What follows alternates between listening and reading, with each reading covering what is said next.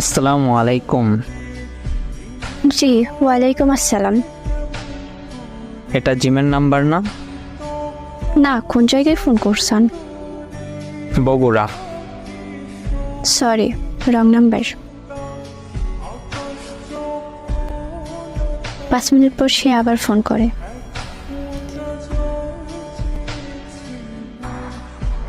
আচ্ছা, আপনার নাম কি? মোসাম্মদ নুসরাত জাহান। আপনার? রিফাত। বাসা কোথায়? ধামরাহাট, নওগাঁ। আপনার বাসা কই? বগুড়া, আদমদীঘি। আচ্ছা, কোন ক্লাসে পড়েন? ক্লাস 7। ও আচ্ছা, তাইলে তো পিচ্ছি। আপনি কি করেন? আমি ছোট একটা জব করি, বিজিবিতে আছি আমি। আচ্ছা ঠিক আছে, আর কিছু বলবেন? বিরক্ত হচ্ছ? আর শোনো, তুমি আমার অনেক ছোট, তাই তুমি করে বললাম। আর তোমার ভয়েসটা অনেক মিষ্টি। আচ্ছা ঠিক আছে ভাইয়া, ভালো থাকেন। ভাইয়া?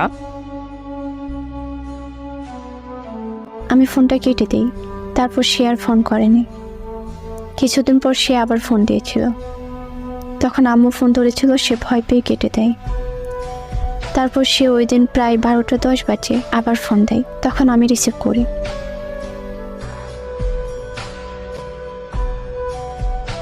কেমন আছো? জি আলহামদুলিল্লাহ। আবার কেন ফোন করেছেন? এত রাগ করো কেন? রাগ করবো না তো কি করব?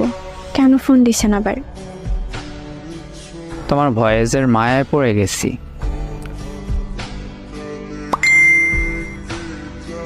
তোমার ভয়েসটা এত মায়াবী, না জানি তুমি কতটা মায়াবী। আর কিছু বলবেন? শোনো না, বলেন। আমরা কি ফ্রেন্ড হিসেবে কথা বলতে পারি? আমি অনেক ছোট, ক্লাস 7-এ পড়ি। আর এটা আমার ফোন না, আম্মুর ফোন। আর মূল কথা হচ্ছে আপনি আমার অনেক বড়। কিভাবে সম্ভব? এটা সম্ভব না। সম্পর্ক কখনো বয়স দেখে হয় না। প্লিজ আমার সাথে ফ্রেন্ডশিপ করো, প্লিজ।